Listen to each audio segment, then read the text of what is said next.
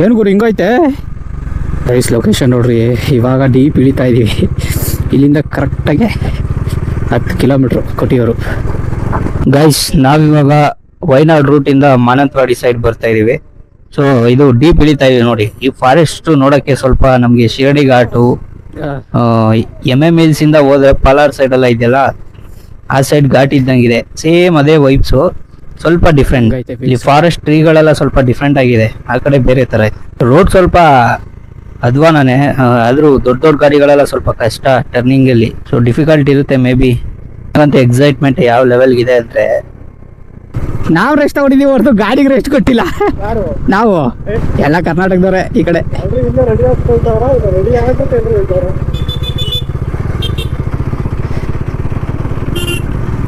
ಇಲ್ಲಿ ತಿರೋದೆಲ್ಲ ಗಾಡಿಗಳೆಲ್ಲ ದರ್ಶನ ಮಾಡ್ಕೊಂಡು ಹೋಗ್ತಾ ಇರೋದು. ಸೊ ಈ ಡೀಪ್ ಒಳಗಡೆನೆ ಅದಿರೋದು ಕೊಟ್ಟಿಯೂರು.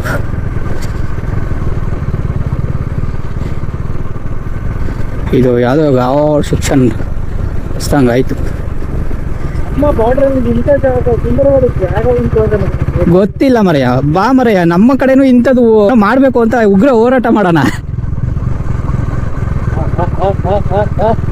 ಇನ್ನೊಂಚೂರು ಜಾಸ್ತಿ ತಗೋಬೇಕಾಯ್ತು ಒಳಗಡೆ, ಅಲ್ಲೇ ಡೈರೆಕ್ಟ್ ಇಳಿಬೋದಾಯ್ತು ಅಂತೆ. ನನಗೆ ರೆಸ್ಟ್ ಬೇಕು ಮರೆಯ. ನೋಡ್ರಿ ವ್ಯೂ ಹೆಂಗೈತೆ ಗೈಸ್. ಈ ಲೊಕೇಶನ್ ಅಂತೂ ಒಳ್ಳೆ ವೈಬ್ಸು. ರೈನಿ ಸೀಸನ್ ಅಲ್ಲಂತೂ ಮಸ್ತ್ ಇರುತ್ತೆ. ಬಟ್ ರೈನ್ ನೋಡೋಣ, ಬರೋ ಮೂಮೆಂಟಲ್ಲಿ ಇದೆ. ಜಸ್ಟ್ ಒಂದು 4 ಕಿಲೋಮೀಟರ್ ಇರಬೇಕು ಮೇ ಬಿ ಟೆಂಪಲ್ಗೆ. ಆಲ್ಮೋಸ್ಟ್ ರೀಚ್ ಆಗ್ಬಿಟ್ಟಿದ್ದೀವಿ. ಆಲ್ಮೋಸ್ಟ್ ಡೀಪೇ ಇಳ್ದಾಗೋಗಿದೆ. ಸೊ ನೋಡ್ತಾ ಇದ್ದೀರಲ್ಲ, ಒಳ್ಳೆ ವೈಬ್ಸು. ಕೇರಳ ಅಂದರೆ ಊರುಗಳನ್ನ ನೀವು ಮಾನ್ಸೂನಲ್ಲಿ ಟೈಮಲ್ಲಿ ಮಾಡಬೇಕು. ಒಳ್ಳೊಳ್ಳೆ ಲೊಕೇಶನ್ ಇದೆ. ಫೈನಲ್ ಇಯರ್ ಬಿಂಡ್ ಅನ್ಸುತ್ತೆ.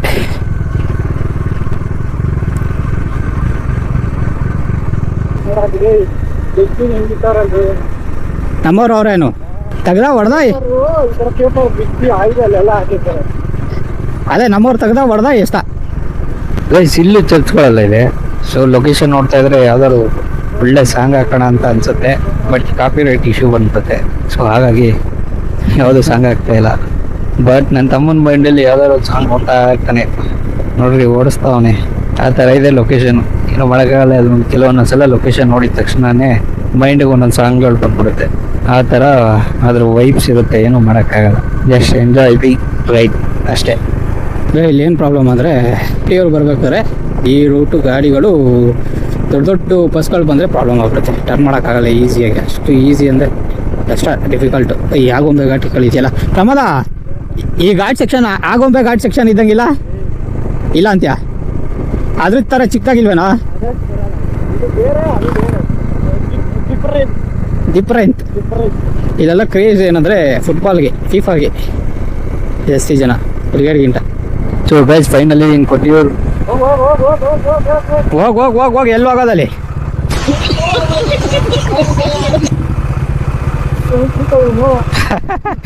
ನಾನು ಯೋಚನೆ ಮಾಡ್ತಾ ಇದ್ದೀನಿ ಹೆಂಗ್ ಹೋಯ್ತಾರ ಇವರು ಅಂತ.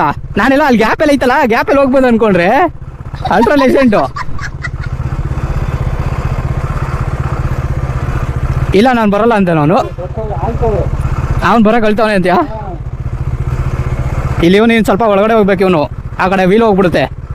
ನೀವು ಇವಾಗ ಏನು ನನ್ನ ರೈಟ್ ಸೈಡ್ ನೋಡ್ತಾ ಇದ್ದೀರಾ, ಪೀಪಲ್ಸ್ಗಳೆಲ್ಲ ಆಲ್ಮೋಸ್ಟ್ ದರ್ಶನ ಮುಗಿಸ್ಕೊಂಡು ಹೋಗ್ತಾ ಇದ್ದಾರೆ ನೋಡಿ.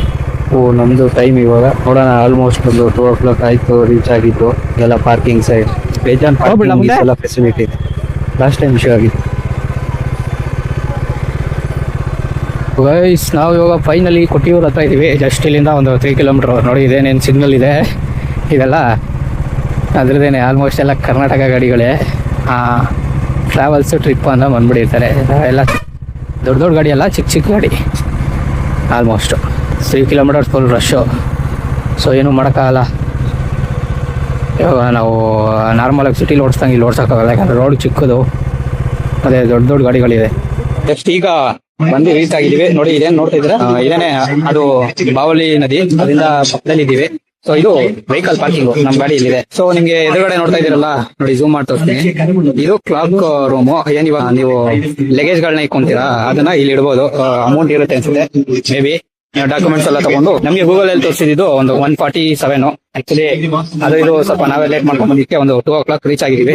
ಮಾರ್ನಿಂಗ್ ಬಿಟ್ಟು 6 o'clock 2 o'clock ಇಲ್ಲಿ ರೀಚ್ ಆಗಿದ್ದೀವಿ. ಅದ್ರ ಮಧ್ಯದಲ್ಲಿ ಊಟ ನಾಷ್ಟ ಎಲ್ಲ ಮಾಡ್ಕೊಂಡ್ ಬಂದಿದ್ದೀವಿ. ಇವಾಗ ನೋಡೋಣ ಆಗುತ್ತಾ ದರ್ಶನ ಆಗಲ್ವಾ ಅಂತ ನೋಡೋಣ. ಫಸ್ಟ್ ಆಲ್ಮೋಸ್ಟ್ ಎಲ್ಲ ಕರ್ನಾಟಕದವರೇ ಇರೋದು. ನಿಮ್ಗೆ ಇಲ್ಲೇನ ಅಂಗಡಿ ಹಿಂದೆ ಹೂವ ತರ ಕಾಣಿಸ್ತಾ ಇದೆ, ಇದನ್ನ ಹೂವ ಅಂತ ಆಕ್ಚುಲಿ. ಇದನ್ನ ಒಂದು ಇತಿಹಾಸ ಇದೆ ಇದಕ್ಕೆ.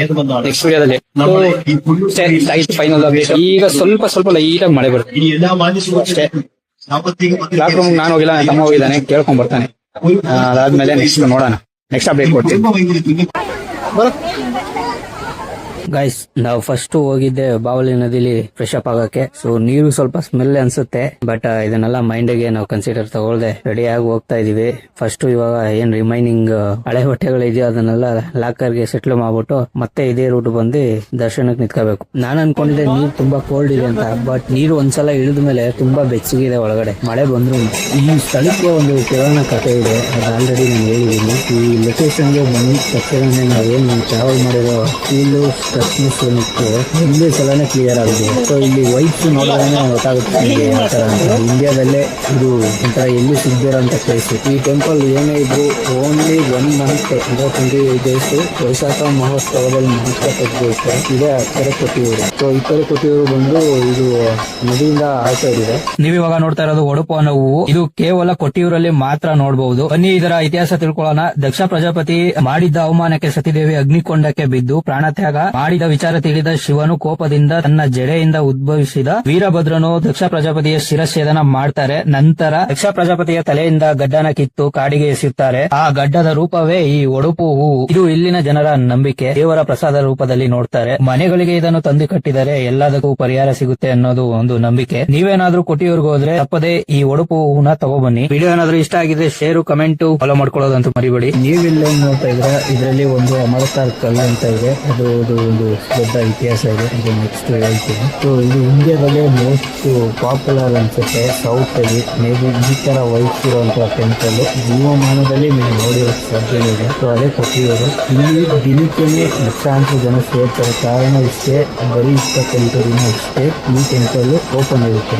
ಮುಚ್ಚಿರೋದು ಇಕ್ಕರೆ ಕೊಟ್ಟಿರೋದು ಬರುತ್ತೆ. ಅಲ್ಲಿ ಪೂಜೆಗಳು ನಡೀತಾ ಇರುತ್ತೆ ಇದೇ ದೇವರಿಗೆ. ಸೊ ಇದು ಕಥೆ ನಮಗೆ ಸೋಷಿಯಲ್ ಪ್ಲಾಟ್ಫಾರ್ಮ್ಗಳಲ್ಲಿ ಸಿಗುತ್ತೆ. ಇದೇ ಸ್ಪಾಟಲ್ಲಿ ಸತಿದೇವಿ ಅವರಿಗೆ ಕೆಲಸ ಮಾಡಿದ್ದು. ಅದು ಶಿವನ ವಿಗ್ರಹ ಪ್ಲೇಸ್ ಇದೆ. ಈ ಪತ್ರ ಹಿಂದೆ ಇದೆ.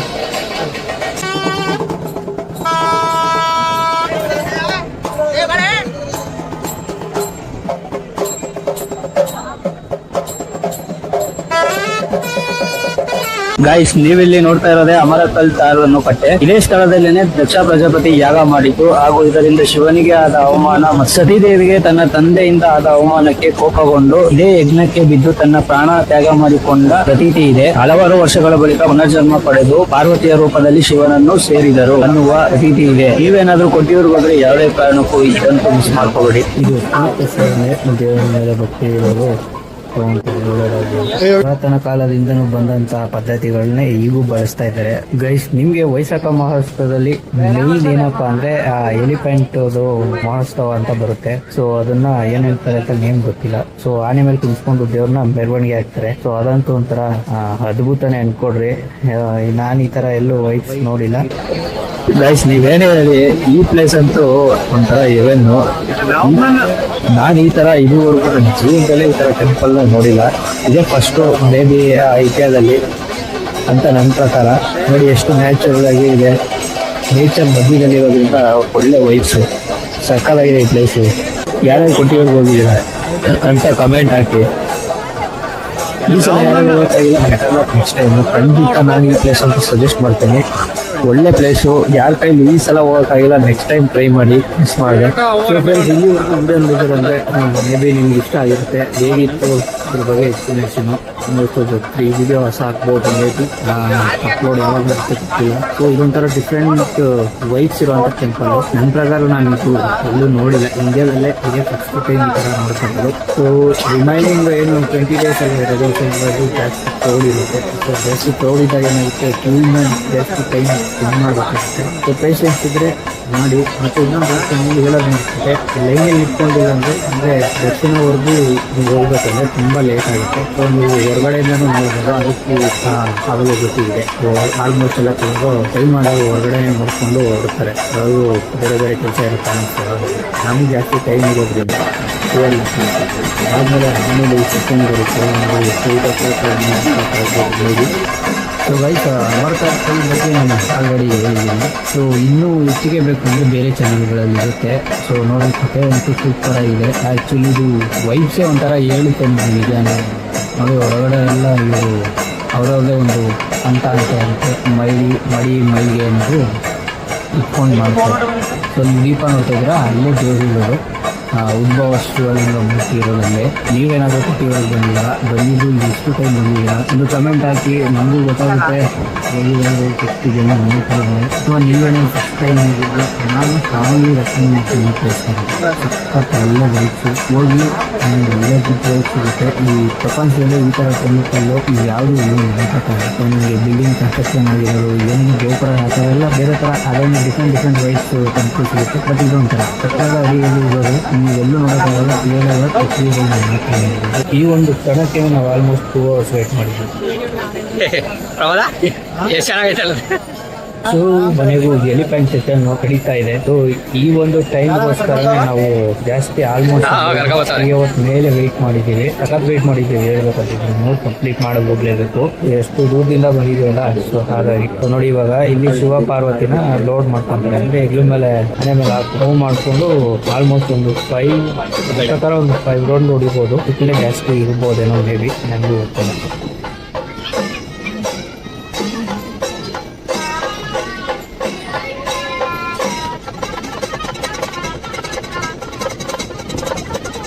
ಸೊ ಗೈಸ್ ಇವಾಗ ನೋಡ್ತಾ ಇಲ್ಲ ಶಿವ ಪಾರ್ವತಿನ 2 ಆನೆಗಳು ಇಟ್ಕೊಂಡು ಮೆರವಣಿಗೆ ಮಾಡ್ತಾರೆ. ಸೊ ಆಲ್ಮೋಸ್ಟು ಇದೊಂದು ಪರ್ ಡೇಲಿ 2 ಟೈಮ್ಸ್ ಏನೋ ಆಗ್ಬೋದು. ಟೈಮಿಂಗ್ಸು ಇದೇ ಟೈಮಿಂಗಲ್ಲಿ ಆಗುತ್ತೆ ಅಂತ ಹೇಳೋಕ್ಕಾಗಲ್ಲ. ಸೊ ಅವ್ರದ್ದು ಒಂದು ಪದ್ಧತಿಗಳಿರುತ್ತೆ, ಆಚಾರ ವಿಚಾರ ಅನ್ನೋದು. ಸೊ ಆ ಟೈಮ್ಗಳಲ್ಲಿ ಇದನ್ನು ಮುಗಿಸ್ಕೊಂತಾರೆ. ಸೊ ನೋಡೋಕ್ಕೆ ಒಂಥರ ವೈಬ್ಸ್. ತುಂಬ ಜನ ಇದಕ್ಕೆ ಕಾಯ್ತಾರೆ. ಸೊ ನಾವು ಹಾಗೆ ವೆಯ್ಟ್ ಮಾಡಿ ಕಣ್ಕೊಂಡ್ಕೊಂಡಿದ್ದೀವಿ. ನೀವು ಅಲ್ಲಿ ನೋಡ್ಕೊಂಡು. ಸೊ ಗೈಸ್ ಈ ವಿಡಿಯೋ ನಿಮಗೆ ಇಷ್ಟ ಆಗಿರುತ್ತೆ ಅಂತ ಹೇಳ್ತೀನಿ. ಸೊ ಈ ವಿಡಿಯೋನ ಇಲ್ಲಿಗೆ ಎಂಡ್ ಮಾಡ್ತಾ ಇದ್ದೀನಿ. ಸೊ ಸಿಗೋಣ ನೆಕ್ಸ್ಟ್ ವಿಡಿಯೋದಲ್ಲಿ. ಹಾಗೆಯೇ ಎಲ್ಲರೂ ಮಿಸ್ ಮಾಡಿದೆ ಸಬ್ಸ್ಕ್ರೈಬ್ ಮಾಡಿ, ಚಾನಲ್ಗೆ ಸಪೋರ್ಟ್ ಮಾಡಿ. Thank you bye.